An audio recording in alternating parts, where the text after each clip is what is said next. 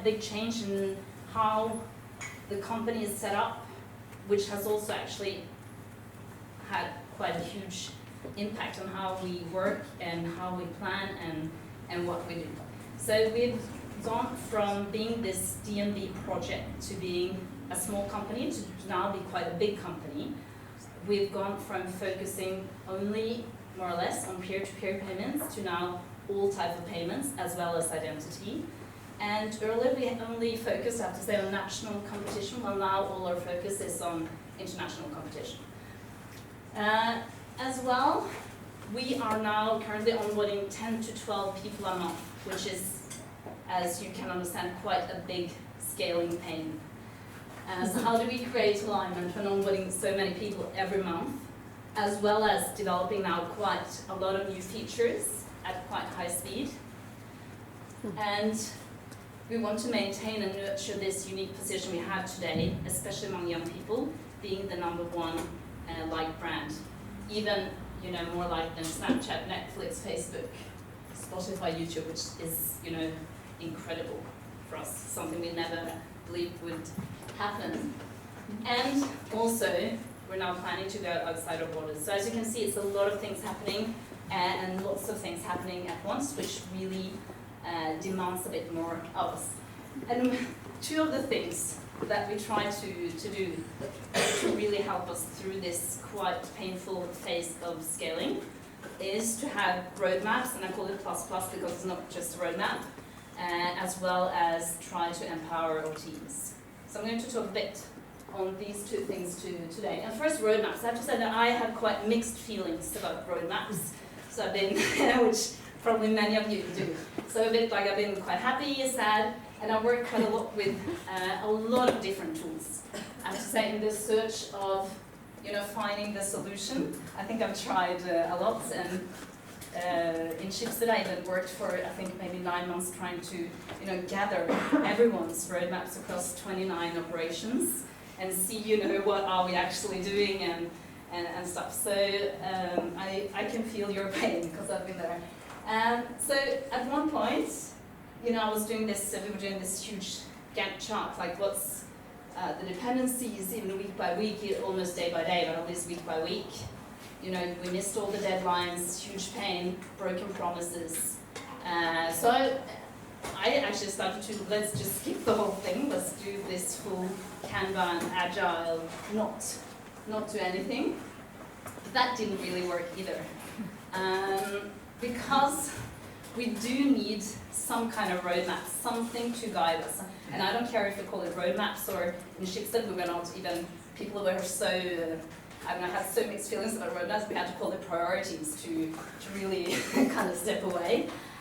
But we do need something to align the organization. We need something to help us see the big picture, and we need something that the salespeople can bring out to our customers to really get them excited. And then I'm not talking about a release plan, but I'm talking about, you know, communication, tell the story how we are to achieve our vision.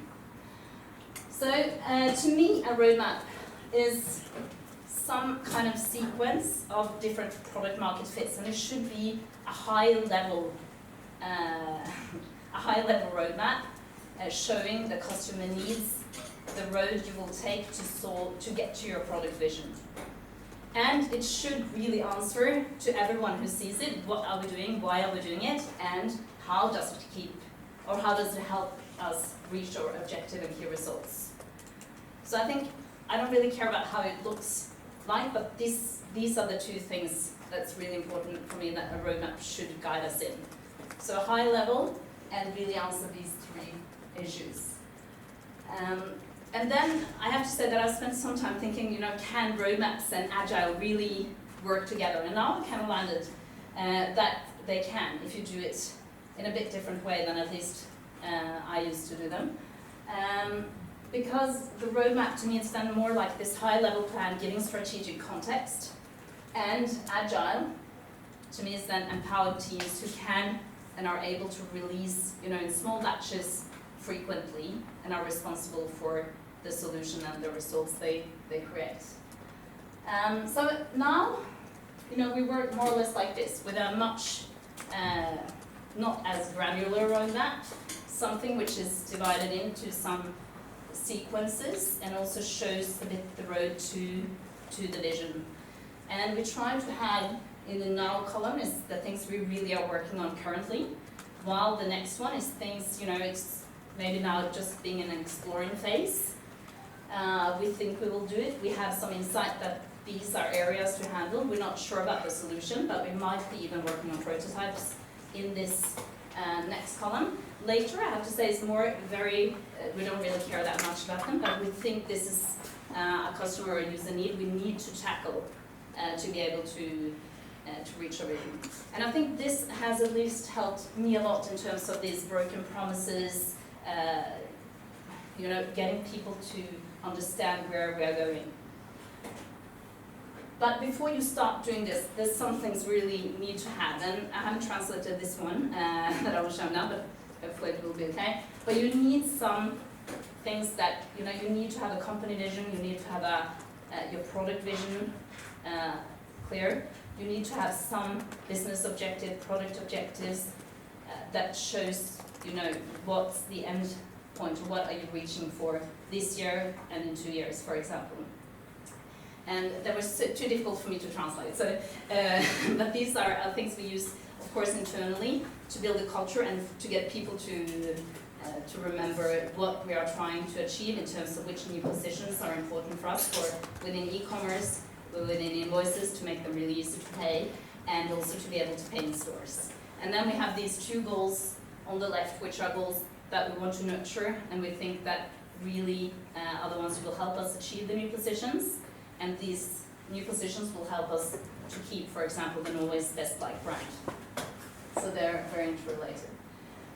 Then we've actually worked quite a lot with product principles. And I think this one is something we do overlook very easily, but really help us now that we're scaling and building the roadmap to get people and the teams to make the more or less choices every day that drives us in the same direction without being very tightly coupled and without having the same person who's kind of the product principal going in and decide yes or no. So here we have 4 that we think are quite, we can probably use them in 10 years from now as well. I think this is very long-lived in terms of customer needs, that it needs to be easy to use, it needs to be accessible, I need to trust it. And also there's something relating to price. If it's something I pay, or if I use my time, or if I give my data away, there is a cost for the user or the customer. And based on this, we also spent quite a lot of time understanding our users and trying to segment them.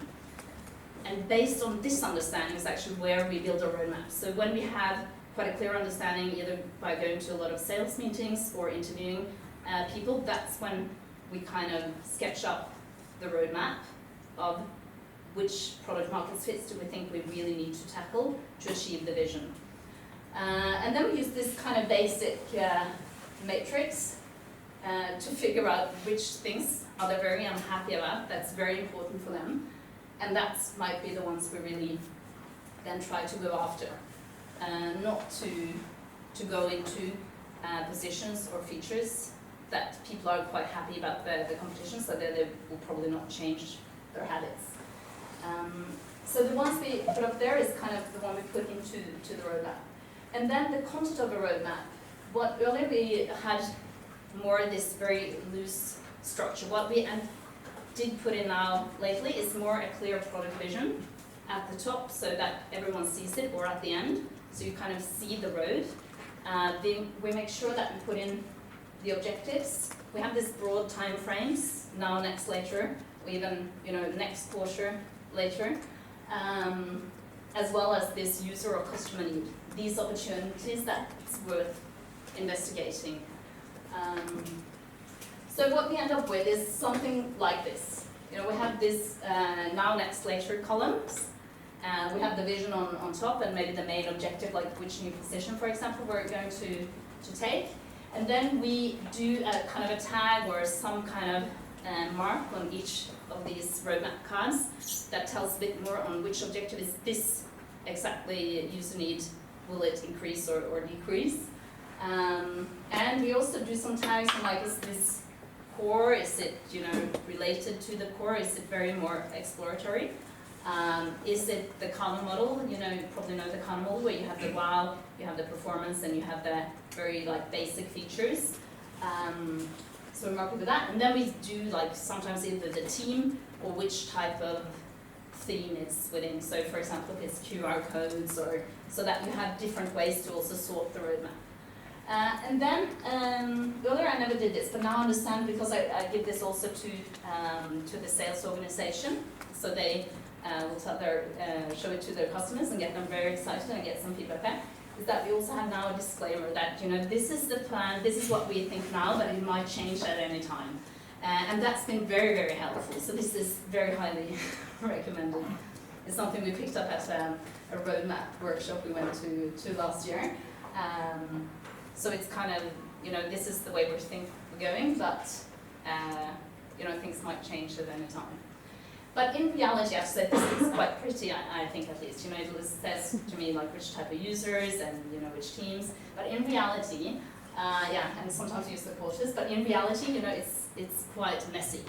If you look at the HoloLits, where we now have maybe 15 product teams, some work very agile, some are still, you know, relating to other companies, so they have to adhere to a bit more of a project waterfall process. So you kind of lose this nice feeling of how do we get to a vision. So we try to even extract it a bit higher, because if we look at the other one, it gets extremely messy the bigger you are. So what we're trying to do is to really extract it even higher and higher, so that we have just different levels of the roadmap. And one thing that we really try to separate now is the roadmap, which should focus much more on the objectives and the outcome you wish to achieve, and the release plan, which is the company or the teams, more like the team's Jira or Kanban, or what they're doing, which is much more the next release or the current tasks. And I think this is probably what, if I look back, what I did wrong, that we kind of mixed these together. And that's where all the broken promises and everything came, because you don't understand the complexity. So now we have a bit more separation, that the releases is kind of the lower level, the daily work with the team, and then you have this roadmap of the team, and then we have like even higher up for the whole company, where we kind of just extract it and just aggregate and gather them into just bigger roles. The second thing that we're doing now to handle all this painful scaling is to empower our teams. And I think, at least in the banks traditionally, it's been, if you hear someone referring to IT, you're probably in a company where tech and the product team serves the business. So you have a business kind of ordering something, and the IT makes it. While we're trying to build across the whole company a product culture where you have the tech and the product teams serving the customers, which then again, this serves also the business, but it's a very different perspective. So for the empowered teams, we try to make sure that they have the right competence and passion. This is very important for us now when we hire people, and also when we put the teams together. They should be able to, or have access to, you know, they should have a product manager, they should have developers, and they should at least have access to a UX person if they don't have 100%. We try also to give each team, or several tightly coupled teams, one opportunity or problem area that they will solve. So the new positions you saw, for example, we have some teams tackling, you know, how to make invoicing, paying an invoice extremely easy for people. So they get this objective, and then they're responsible for finding the solution, and also the results that this solution creates. And we have then also, within our product development process, we have 3 principles that really guides these empowered teams. And one is that we tackle the risks as early as possible before we actually start building, and also while we create the products. The second one is that we define the products together. And the third is that we try to focus on the results, not how much code we shipped, not what we made, but really how did it affect the objectives. And this is very easy to say, but it's quite difficult, I have to say, every day in the communication, because in general, if you have a lot to do, you're stressed, and everyone has a lot of opinions on the way things look, but not as much. So this is a constant, I have to say, strive to get us to focus on the objective and the results. And with these empowered teams, I was planning to show videos, so I'll just... I'm working on a fix.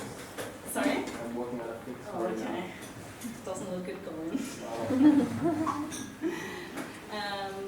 And yeah, so with these teams, what we try to do is to really make sure that we have across the organization, that we have a cross-functional team joining, both in the beginning, before when we're kind of more at the opportunity stage, as well as when we are actually creating the products to help us define it.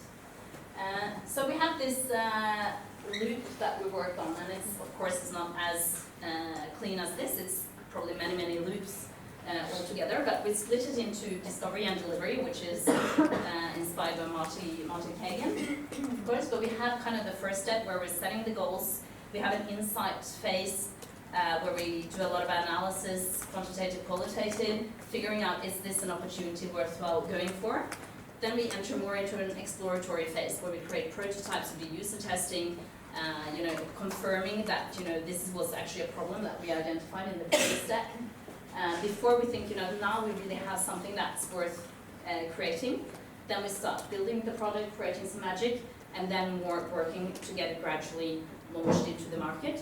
And then check the results and OKRs over again, and then it goes into loops and loops. And I'll give you one example of where we're using the our product's principle of being accessible, so that even if you're young, if you're disabled, you should be able to use us. And this is, I have to say, some kind of an example of how we tackle these risks very early. Being a company quite big, we have 3.4 million users.